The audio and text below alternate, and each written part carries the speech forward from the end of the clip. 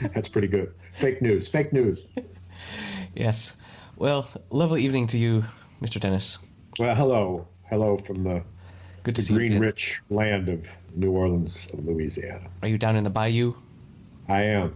It is great. Tonight we're going to the Crescent City Blues Festival, shrimp and something festival. So, are there just constant blues and shrimp festivals down there all the time? Constant festivals. There's 70 festivals in Louisiana in October alone throughout the state. Does that not make them less special? No, not in any way, shape, or form. Okay. It just makes them frequent. Ah, well. It just makes them frequent. There's only so many weekends in a month. There's only so many weekends in your life. True. And at any given time, within a driving distance, you may have 2 or 3 choices. Right. But the stuff that is there, the food, the dance, the music, is of such a incredibly enjoyable quality and character that for that's why you're there. Enjoy him. It's one of the reasons I'm here. Sure, but indeed. So and the headline act tonight is Tab Benoit, frequent guest on the program, at least mentioned and played. I believe we should link to a couple things. Yes, but we discussed. I think you might have posted the pictures, right? Yes. But the one that you put together for me, the 2 pieces. Yes, I put that one was printed and framed, signed, and is now packaged to be delivered to Corey tonight to give to his mother when he gets back to home. Wait. The 4-minute Photoshop job that I did, you printed out and framed and are giving to someone? Yes. Well, shit, I would have worked harder on it if I knew that was going to happen. You can always go back. Except there was no time. Yes, well. There was no time. Well, great. And I will tell you this, that it looks fantastic. Okay, well. I've showed it to 2 people, and they said, holy shit. Wow, 2 out of 2. 2. Hey, that's for us, that's a lot of people. That's twice as many people who listen to the show. That's like all of our listeners. 2 out of 2. Well, for 2 weeks. Wow. All our listeners over 2 weeks. Yes, of course. Yeah. Right. So.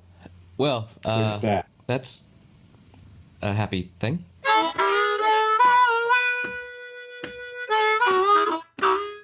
We went to the haunted house last night in New Orleans, the Haunted Mortuary. Were you scared? I got the shit scared out of me. Absolutely.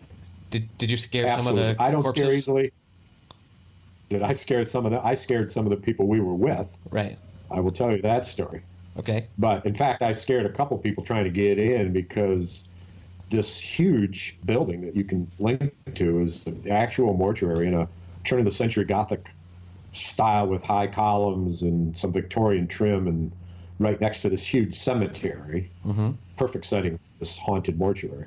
But when you queue up and you line up, every 5 to 7 people stops in front of a door gated off with a rope, and then there's a big digital clock on the wall that counts down from 3 minutes, because that's how much every group gets ahead of every group. Right. So when they get to 10, 9, 1, 10, 9, when they launch it, and then you're greeted at the door by your first ghoul. Mm-hmm.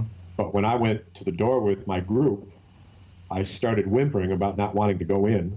I don't want to do it. I don't want to do it. As an act and by the time I got to the door, was this as an act to just mess with your friends? Yes. Okay. Yes. Okay. Yes, but who would know that? Right. And it was very realistic. I mean, I was I don't want to do this. I mean it. This is freaking me out. I don't want to do this. And as I got closer to the door, there might be dead people in there. Door, who I had a little interaction with, and yelled to her, I said, "We want to count down from 3 minutes." And she said, "It's a 10 count, but if you want to." Uh-huh. And I said, "Can I count a different number than what's on the wall?" She said, "No, you can't do that." And then she made an announcement. You're one of those people. And we needed to all do it together. But at any rate, so as I got close to the door, I started getting louder and yelling kind of to her, loud enough for people in line to hear. "I don't want to do it. I don't want to." And she started yelling at me, "It's too late. You've got to go in." Nice. And laughed. She yes-anded you. Nice. Yeah, so we get in, and I don't want to give it away because people need to go. But to say the least, it was set up with all sorts of pretty cool technical stuff, and also actors who very well trained and very athletic in various characters, literally posted in corners of rooms or on the floor in a heap or built into the wall. And so at any given moment, something would jump out at you that you kind of thought would. Right. But then when you got closer, you said, well, no, that's fake. So I had to be the lead. I didn't want to. I said, well, I started out. I'm like, all right. So I went first and blah, blah, blah. Then the first time this guy scared the shit out of me by jumping out and yelling. Yeah. I mean, I stumbled, I mean, as you would in the dark with this freaky stuff. But eventually I didn't want to be the lead because I didn't want to go into the areas because I knew that somebody was going to jump out at me. So at one point, this funny guy, I will tell you this, because this has got a good little punchline to it. We come around a corner, and every corner would be a different kind of view of a different room. Corpses are set up this or that or the other. And in this room, it's just people hanging from the ceiling on nooses and a lot of severed heads of animals and people mounted on the walls and some cut off, very realistic pigs' heads hanging from the ceiling in the middle of the room. And as soon as I get to the point where I really wasn't yet expecting anything, this crazy man jumps out from behind it, all wiry hair, and starts to laugh like a maniac and welcome me to his room. And he was weird. Then he disappeared, and it was a startle, and then he came back. So at one point when I'm in the room, I don't know that anybody can hear me because he's laughing and acting foolish. And he leans down to me and he says, I'm going to cut off your head and use it as a hat. Nice detail. And I'm like, and then he goes back and he laughs kind of cutesy to everyone else. And I thought, I will leave here now. Okay, I have many questions. So these guys are all doing that and then going back to reset themselves every 3 minutes. Is that correct? And yes, and in fact, able to have a little less, a 30-second act or pitch. Right. For a group of 5 or 7 who single file through. And so you literally, and I've been a ghoul in a haunted house, so I know the timing of things, but it is the general rule that you never go after the first person. Right. Ever. Right. Or maybe not even the second, because that's what you need to authenticate your potential for being a mannequin rather than a person that's going to all but reach out and grab them by the face and scare the shit out of them. Authenticate your potential to be a mannequin. That's why people tune in to listen to this. How to authenticate your potential to be a mannequin. That sounds like such a self-help book. Get a title so early. Well, hopefully we'll better that, but still. I guess you've got your out as go on. It doesn't get better. You've got your 45 seconds or whatever where you're interacting with people, and then you have to sort of go back and reset, and maybe you take a drink of water or something, and no, because you don't have anything like that with you. Straighten your mask. No, I'm talking about as they go. Them? Yes. They have just a bit of moment, but they actually may reset through the group where this one dude, which the other thing is you go by a room that's lit where they want you to see. Right. What is lit is a iron-looking cage door in the basement of this place that when you look into it, you see that it's a killing room. And there's bodies stacked up and there's bones hanging. And you see in the back of the wall what looks like yet another too big and crazy to be real kind of statue. And when you come, and what this dude does is he literally bolts from the back of the room and slides on his knees on the slippery floor that he's produced for himself, and all but comes under the rope that separates you where you're standing. And in fact, his lower torso from his knees to his waist do go under the rope. So he is literally at your feet in an instant. Wow. He wasn't. He's yelling and he's bit. He's yelling and he's screaming. And all you can do, even though you're kind of ready for this, in fact, maybe because you're kind of ready for this and your nerve endings are all tingly, when this happens, what you do is you go, oh, you're scared, and you're scared again and again. Okay, so my next question is, do you find this enjoyable? So, as a way to get to the answer to that question, as you may know, I find an experience at about any level in every range, something to be enjoyed, even if it makes you uncomfortable or, in this case, scared or whatever. Because, first of all, it is what it is, right? You put yourself in for these experiences. But second of all, it's something that comes out of every experience that you do want to own, that you do want to have. So, yes. So your argument is, sure, I'm up for anything as long as it makes me feel something? Like... pretty close to that. So I'm not one to go to a movie that has a jarring and difficult, mind-bending ending that you think about for days and are kind of uncomfortable with. I'm not one to say, I wish I hadn't gone and seen it. I'm one that says, wow, okay, what a movie. All right, we're on the same page there then, yes. Right? So you go to a haunted house, it's like, well, do you like to go? Do you like to be scared? Well, first of all, how scared did I think I was going to be? I didn't think I was going to be as scared as I got. I knew I'd be jarred and whatnot, but I got to a certain point in this journey where I was, one time when somebody jumped out, I faltered back and pushed the whole crowd back, and we all kind of fell into the wall that's built, for your corridor. Right. And at one point, I got to this dark ending and reached and couldn't see because it was dark, and I had lights, and I turned to the crowd and I said, this is a dead end. And there was my wife, there was her sister, then there was a group of people, and a young person was there and said, what do you mean? It can't be wrong. This is the way that we're supposed to come. And I said, well, then we're supposed to come to a dead end because there's no way out.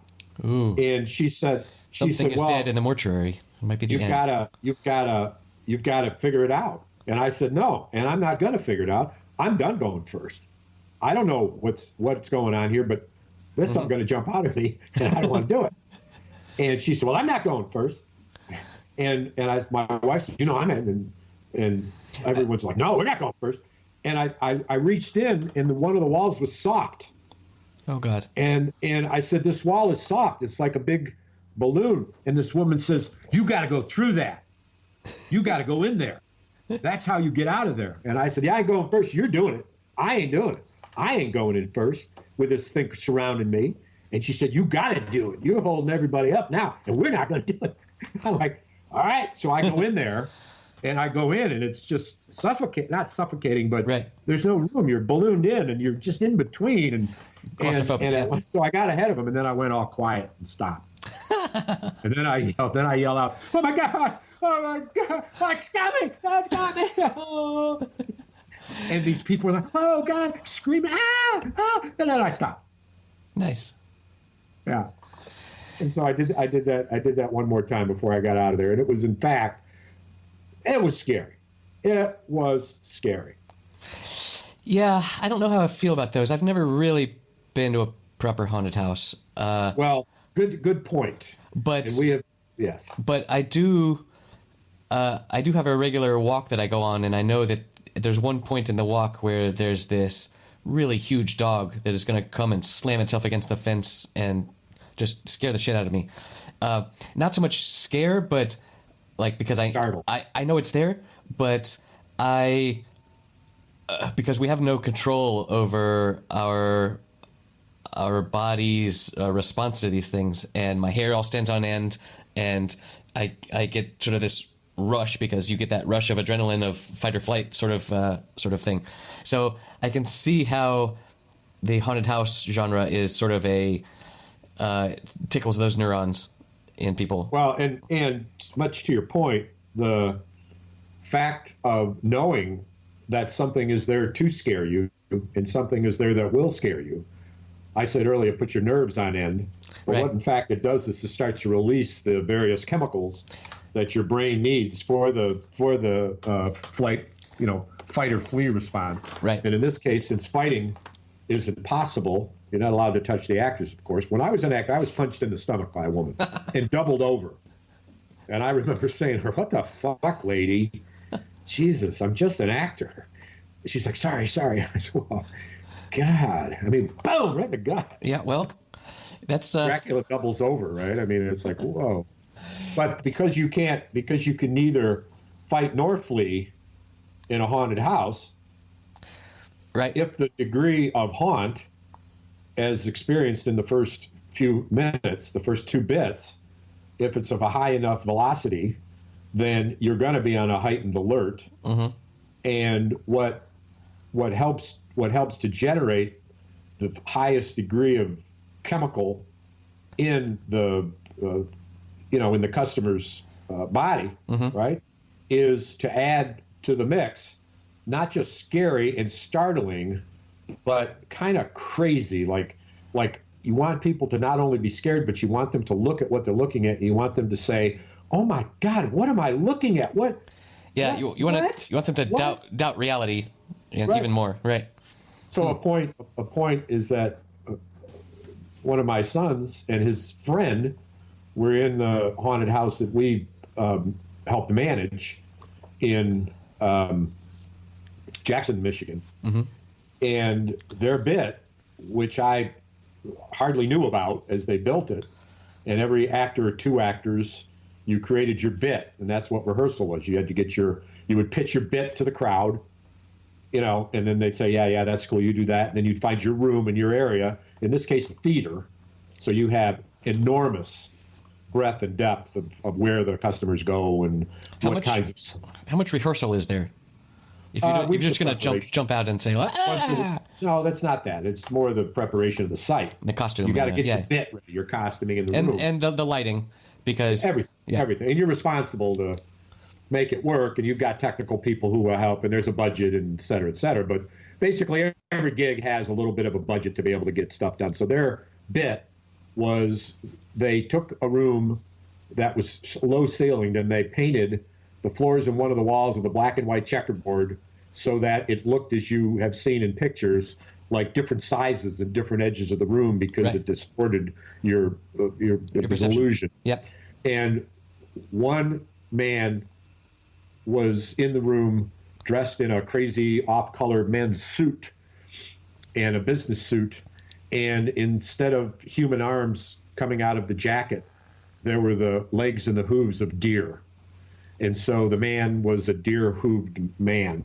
Mm-hmm. And the other man was a wild man who looked crazy and was crazy and had a small, heavy sledgehammer that he was using to chase the deer man so he could break and smash the deer man's arms with the sledgehammer. Wow. And it was all done in lights off and on, what do you call it? Strobe light. Strobe lights off and on. And not only was it frightening in its loudness, and it was you're looking in the room and you're saying, what's going on here? What am I looking at? What is this? Uh-huh. And then the bit required the sledgehammer, of course, at one point to break off the arm, the hooves, mm-hmm. right? At least one of them. And so in between the customers' groupings, you would slide up another deer hoof. What I did was I went to the butcher shop during deer season, which this was, and got for free. As one does. He said, "What do you want these for?" And I said, I need them. Why do you need 12 deer legs? fully still with their skin on and their hooves on and their bones are showing. Why do you want them? And they're 3 foot long. Yeah. So very creative and crazy. And was that character called John Deere? No, but that's how we got there. To stay in character. Via drove tractor. A small lawn tractor right. to the site. One year, this site during rehearsal, we went to the extent where you got to mix up tons of fake blood. You need a lot of it. I mean, I do that every Sunday. Well, imagine you would. But the fake blood is so realistic that, as it would need to be. So when you're prepping the building, you're actually prepping the whole block, because you understand that your hundreds of patrons are going to be coming from 4 different directions, depending on where they park or where they walk from to get there. That is such good business acumen. Yeah. When you're prepping the building, you're really prepping the whole block. Yeah.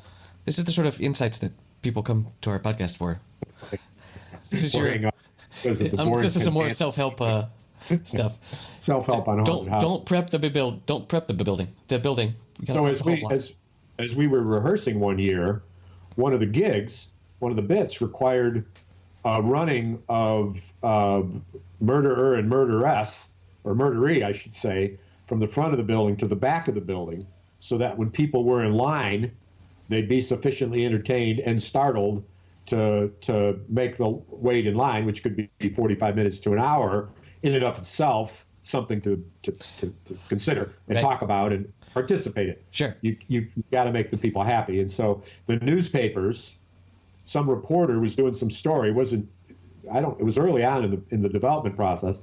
He found blood all over the back of this building and reported it. And there was actually a newspaper article that said that the police are investigating a scene of a reported assault as evidence, and it was about our fake blood, which was free media, and we went crazy with it. And then they had to publish a story that said it's actually the haunted house and this and that. I mean, what great publicity. So that year, I was a Dracula, a vampire, I should say, and had full costume, full cape, full makeup, bags of blood, teeth, makeup, everything. Teeth, yep. And as you approach the theater, I stood above the big sign that had haunted house on it, where it had 3 second-story windows behind it. So I literally opened up a window on the second floor and climbed out on an ironworks, which was this big sign attached to the building by, 4-inch, 3-inch wide rods of steel. Yes. That held everything together. So I would find a comfortable spot where my feet were comfortable, and I was near the edge, and I had bags of blood in my pocket and in both hands, one hand out, one hand, in a very comfortable place where, for example, a crosswire holding up the big sign I was standing on would be a cable. Right. So I'd situate myself next to the cable, so not only were my feet firm, but I could lean against the cable and be comfortable, because what I was going to do for as long as I could stand it was be perfectly still. Right. So the line of people now nearing the theater where there were lights. Wasn't sure if you were real or not. No, they were quite certain I was a mannequin. Right. There wasn't any doubt about it. I was a mannequin, but you heard the chatter. And when the chatter approached, I'm looking right at the line perfectly. I don't have a mask on.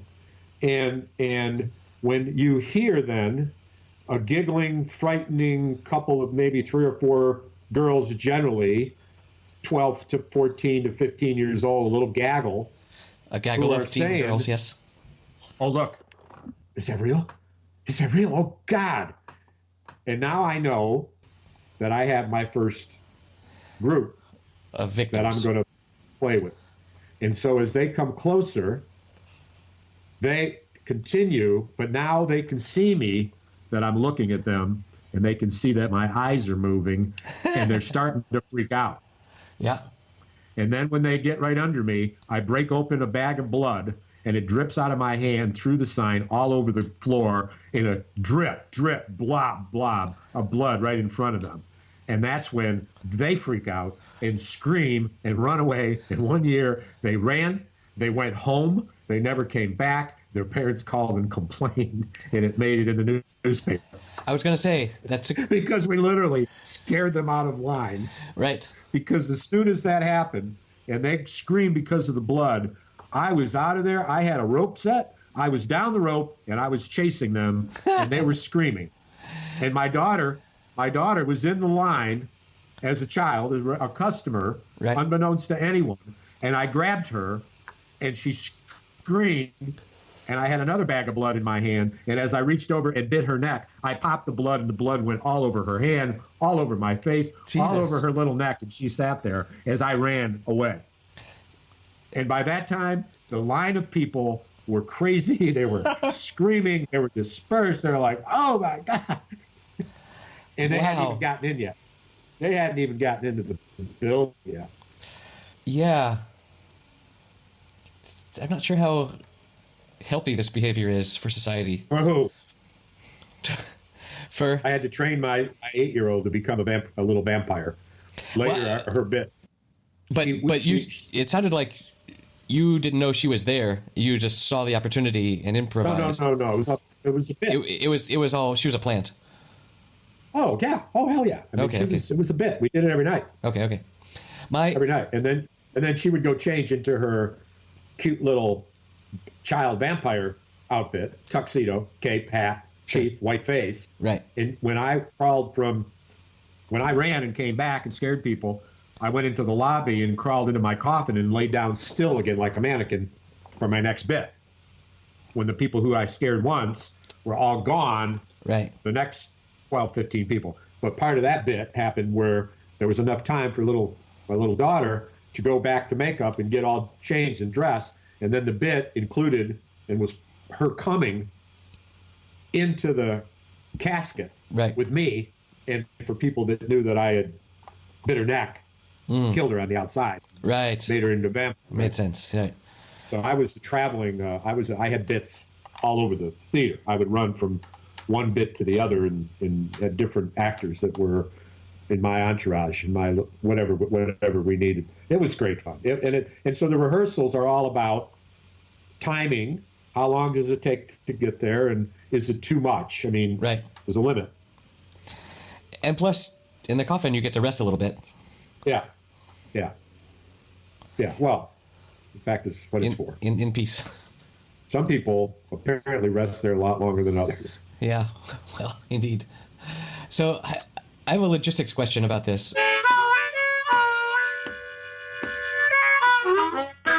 Surely there must be people that, because with the picture that you painted, every 3 minutes you're letting in 5 to 7 people. They go through like food through your esophagus, where they by the time that they're gone, the room is reset for the next people. And do you ever run into situations where, like, you ran into that dead end where people are just like, nope, not doing this, not going any further, not doing this, and then you get sort of this traffic jam where the next group wants to come in? Well, you're fully staffed, so you have staff who are not in costume. There are ushers that can say, "Okay, ma'am, we'll take you out to the nearest exit." Less of an usher and more of a behind the curtain. You got tech people got to make sure the lights work and make sure the cords are out of the way. And when a bit requires this or that or the other, or let's say that you're using a liquid of some kind, which is going to be, it could be blood or water. It's got to be replenished. Somebody's got to deliver that to you. Indeed. And so you have places where after night one that you've got a tight spot. And so you literally put an usher there, leaning into the wall in a dark corner, and then with a little pen light.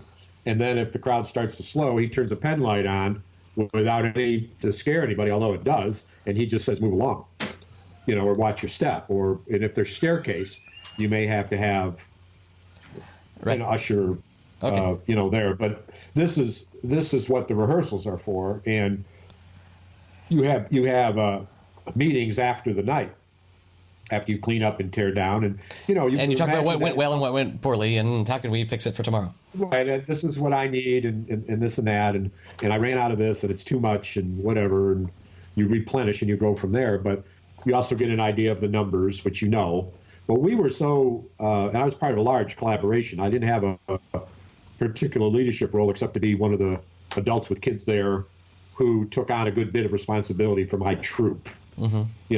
My set of things that I did, and made sure that I used people. And if I saw that there were actors of any age who didn't have any guidance in terms of where they might go or not go, I might bring them into my troupe or suggest, and I would help with that as any adult would in a situation where there's a mixed number of people. But in a large troupe like this, it's quite an exhausting deal. But we were raising money for the renovation of the theater, which the interesting thing is the theater, because of this and other fundraisers, became less in need of renovation and much improved. What we could do and not do in the place diminished, right? Right. Because you can't make a terrible mess in a place. I mean, when you go to the second story and you're doing a bit behind a curtain on a carpeted area, that is a wreck, right? You can do all sorts of stuff. But when that's replaced in new, yeah. And replaced in new doesn't work very well either for a haunted concept. But we did it for several years, and had fond memories. Yeah, really, you want a more dilapidated venue.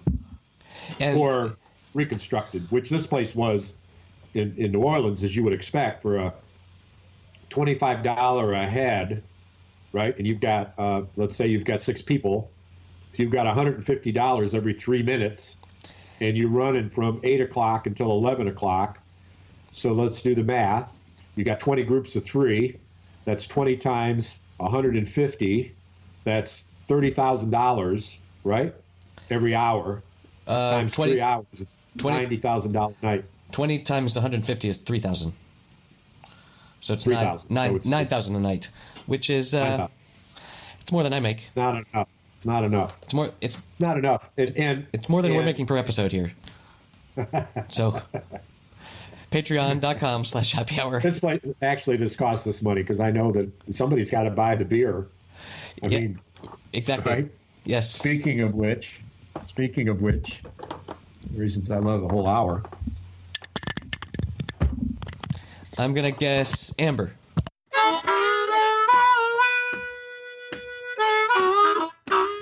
Greetings, podcast listeners. I'd like to break the fourth wall for a moment and talk directly to you. Dennis and I have a lot of fun making this show, but podcasting takes equipment, time, and energy. If we're going to sustain this show for the long term, we need some help from you. Think about it like this. We're giving you roughly 4 hours of content every month.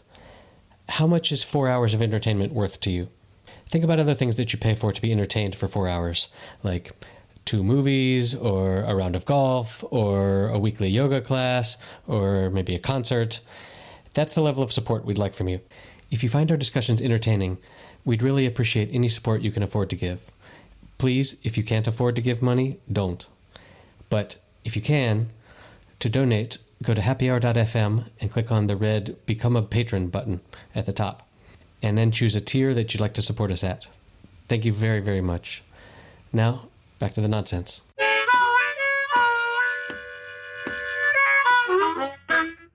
A beat Amber. All I drink when I'm in Louisiana.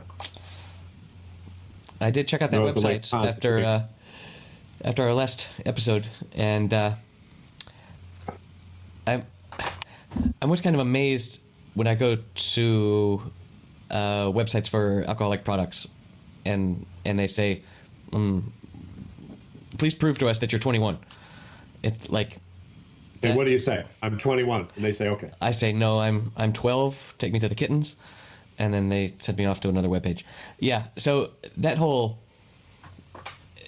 legal bullshit has always sort of. All you're doing is transferring liability. You're transferring liability to the user, right? That's it. That's all you need to do. Exactly. And right. And that's sort of no longer my responsibility. It's yours. Right. The user clicked that they were older. Yeah, so I did my job. Right. That's all I can do. Yeah, I was reminded of this the other day. I was in the bank and I had to get a thing signed by both me and my wife, and so I had to come back the next day after she had signed it. And it just occurred to me how totally ridiculous this whole concept of signatures as any sort of authority on anything is, because it's like none of my signatures are ever the same as the last one, and it's just a scribble on a piece of paper. What does that mean? It seems like so much bullshit, you know? What's it all about, Alfie? Can you rhyme it with John Hancock? Hancock, I'd rather not. Okay. I'd rather not connect that to anything.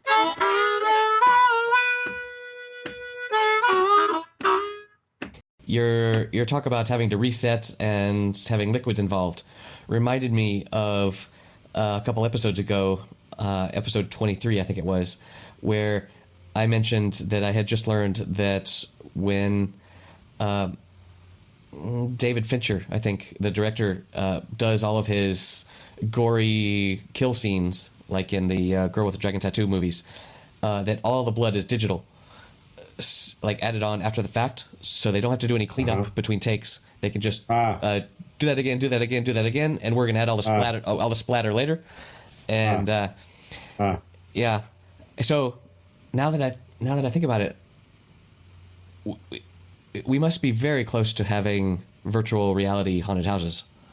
Well, and a good point. I will tell you this about the liquids, and then, but consider that. Tell me about the liquids. The liquid, right? There is a certain of health. There are health issues involved in a haunted house. Imagine the deer hoof story where you've got splintered bones, and should the hammerer have glasses on, which we had to add because there were splinters, right? But if you're doing the what I would say is fairly typical expectation of a gory operating room or death room where there's an active operation going on. When you set up a table, operating room table that's rigged for this, where there's a hole in the top of it so that your chest and your arms and your head and your torso are above the table. Yeah. And the rest of you is below the table. That from the other end of the table, you cut in places where your legs come back out. So the only thing that's underneath the table is from your belly button to your middle of your thigh.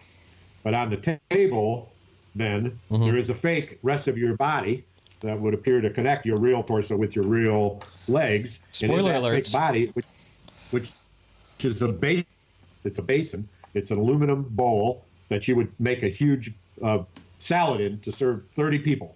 But that is hidden underneath the fake body and the gourd. But in that bowl are chicken guts, real chicken guts that you get fresh every day, and you're dealing then with chicken guts. And so when somebody comes by, that's got some bacterial issues.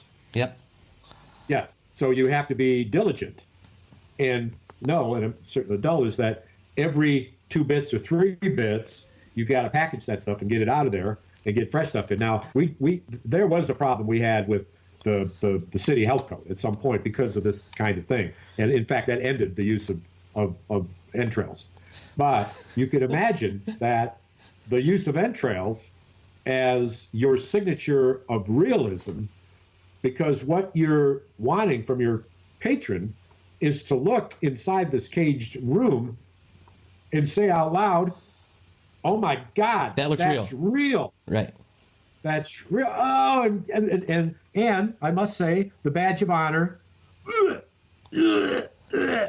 Hey man, I had a puker. High fives everywhere. Nice. So this on the one hand, a glimpse into a world you never knew existed. On the one hand, I see the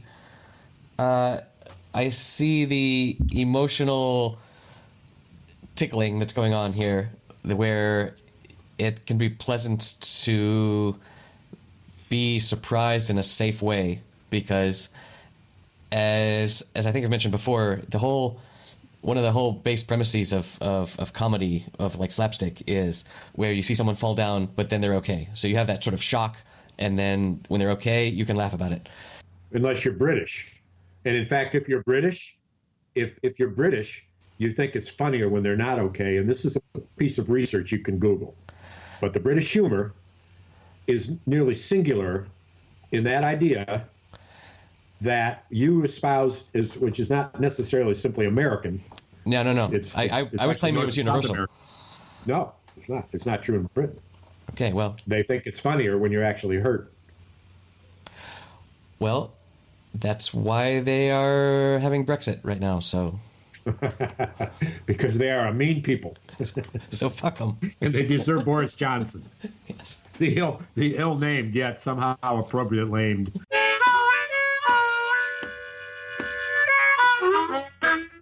I found this article today that, man, I don't want to read a whole article on the episode, but it's just so good. I'll read a little bit of it. It's from a British writer. The title is "British Writer Pens the Best Description of Trump I've Ever Read." Yes, we've actually touched on it in a podcast. Yes, this was written in March. Or ago. Yeah. So, but some of his turns of phrases are so nice. So somebody asked, why do some British people not like Donald Trump? And this writer from England named Nate White wrote the following response. Well, a few things come to mind. Trump lacks certain qualities which the British traditionally esteem. For instance, he has no class, no charm, no coolness, no credibility, no compassion, no wit, no warmth, no wisdom, no subtlety, no sensitivity, no self-awareness, no humility, no honor, and no grace. All qualities, funnily enough, with which his predecessor, Mr. Obama, was generously blessed. So, for us, the stark contrast does rather throw Trump's limitations into embarrassingly sharp relief. Plus, that was the first paragraph. And he says, plus, we like to laugh, and while Trump may be laughable, he's never once said anything wry, witty, or even faintly amusing. Not once, ever. I don't say that rhetorically. I mean, quite literally. Not once, not ever. And the fact is particularly disturbing to the British sensibility. For us, lack of humor is almost inhuman. But with Trump, it's a fact. He doesn't even seem to understand what a joke is. His idea of a joke is a crass comment, an illiterate insult, or a casual act of cruelty. Trump is a troll, and like all trolls, he's never funny, and he never laughs, and he only crows or jeers. Anyway, he goes on. It'll be... My word. And it's so good. I remember now why I loved it. And I think it was posted, and I did, in fact... Actually, I think you shared it with me online while we were here, and I was reading it along with you, but... I don't think so. I don't have that memory.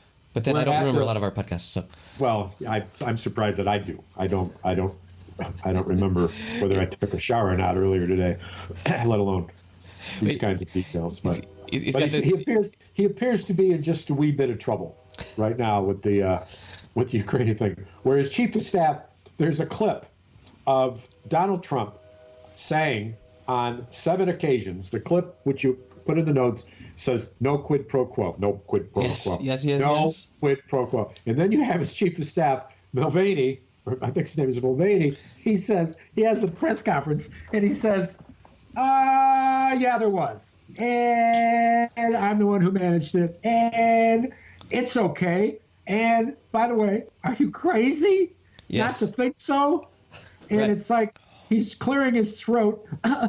He's so nervous that as he comes across on the radio, he sounds like the guiltiest, most embarrassed person ever on the face of the earth. And he says, "Well, I just can't believe you think that's against the law." It's incredulous. No. And by that time, his voice is high, and you can just picture his little hairless balls tied in a very tight, grinding, pushing, pulling, tighter vice. Yep. As he say, it's incredulous for you to think so. Oh my God. Well, and so much of what Trump has gotten away with so far, he's gotten away with it because he does it in public. He's like, yeah, I did that. So, whereas if any other president had done it and tried to cover it up, as in like showing that they knew that it was wrong, then they would have been in deep trouble. Yeah, but he's just China. Like, we need to get China to do the same investigations. Yeah. Yeah. So, but he just does it all that again. Yeah, it's like, yeah, I took that lady's purse, and it's like, yeah. So, what do you mean? So I'll pardon myself. I'll pardon you. I listen. I hereby declare that everybody can go on the streets and take somebody who doesn't support me and beat the shit out of them, and I will pardon you.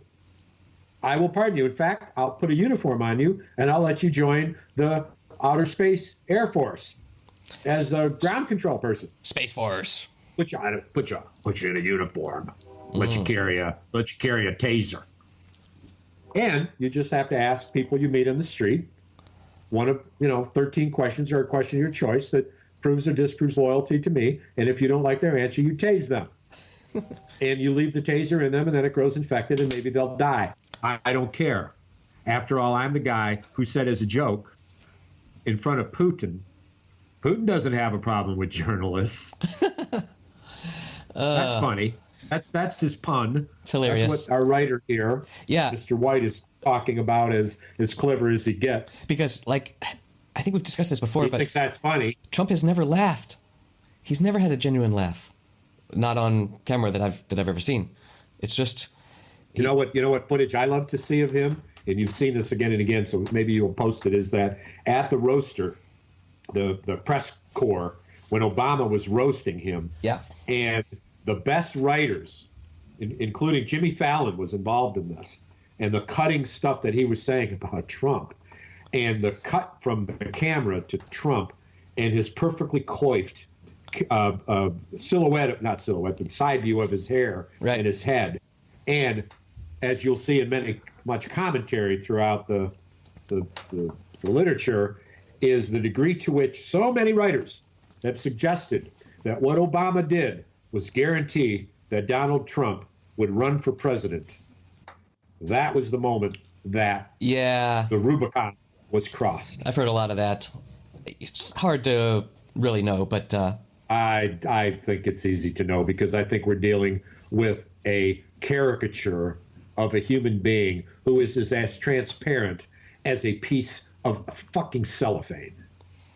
It as remarkably useless as a piece of cellophane that's been wrapped into a ball and then tried to be unwrapped. yes. He is a waste of space. He is a waste of human material. His mass is a negative score on the universe. Except that he's so fat. But yes. You see the pictures of him nude or near nude? No. Yes, you have. I don't go to that corner of the internet, Dennis. I see them posted on the wall behind you. Whatever. You can fool people. But at any rate, the one that is famous is a Photoshop picture of him in a thong walking toward the ocean. Yeah, I'm not going to Google that. That will not be in the show notes. Yeah, we don't need that image. At happyhour.fm/029.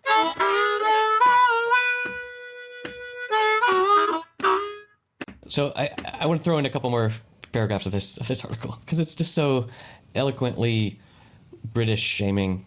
It says he mentions a bunch of stuff, and then he says this last point is what especially confuses and dismays British people, and many other people too. His faults seem pretty bloody hard to miss. After all, it's impossible to read a single tweet or hear him speak a sentence or two without staring deep into the abyss. He turns artless into an art form. He's the Picasso of pettiness, the Shakespeare of shit. His faults are fractal. Even his flaws have flaws, and so on ad infinitum. God knows there have always been stupid people in the world, and plenty of nasty people too, but rarely has stupidity been so nasty, or nastiness so stupid. He makes Nixon look trustworthy, and George W. look smart. In fact, if Frankenstein decided to make a monster assembled entirely from human flaws, he would make Trump. He would what? He would make Trump. He would just make Trump. And as a remorseful Dr. Frankenstein would clutch out big clumpfuls of hair and scream in anguish, "My God, what have I created?" If being a twat was a TV show, Trump would be the box set. The British are so scathing. Oh God, yes. Well, you have to polish that up and read it with a British accent because when you consider it with a British accent, it's even quite a bit funnier. Yes, of course it is. Although it's funny enough as read in whatever intonation, but you can just imagine the curt British clipped. If being a twat was a whatever. TV show, Trump would be the box set.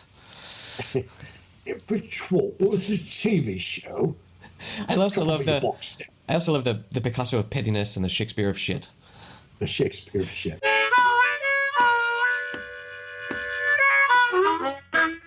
Yeah, we had a bit of a little fun episode of hilarity here, where we decided that one of our group was called forevermore the Shitqueen of Shitsville. That's as she began making edicts and proclamations as to what we would do and where we would go, and she was clearly in charge because she considered herself, as she in fact is, the Shitqueen of Shitsville. The Shitqueen of Shitsville. That's got some ring to it. Shitsville, Louisiana. Yes, we've all been there. It's right. Or will soon be. When you're on Shit Creek without a paddle, that's where you end up. Indeed. Indeed. The bayou of Shitsville with the shit gators. You're up to your shit knees in alligators. You forget to drain the swamp. Mm.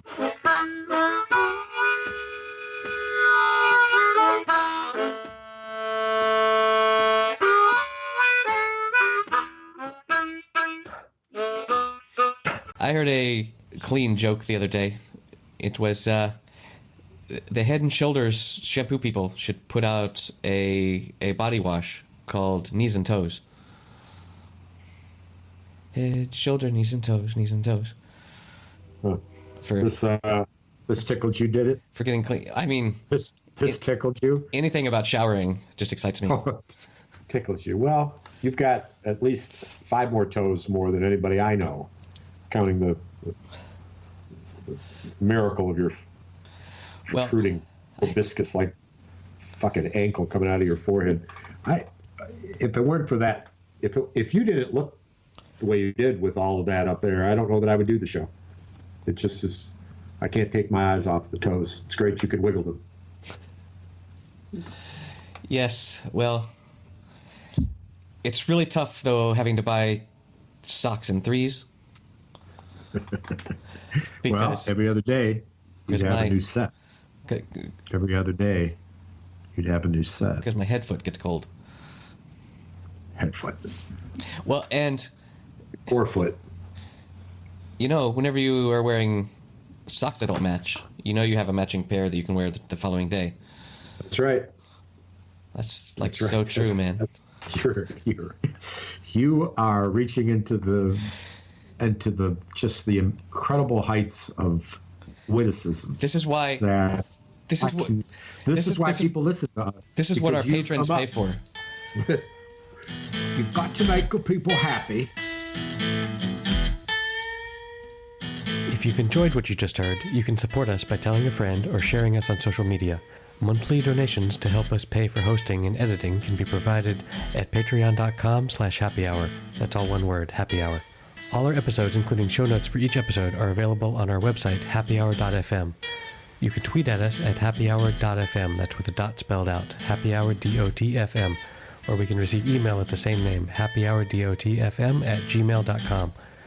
It would also be great if you could give us a positive rating on iTunes or wherever you get your podcasts. That really helps other people find us. See you next week.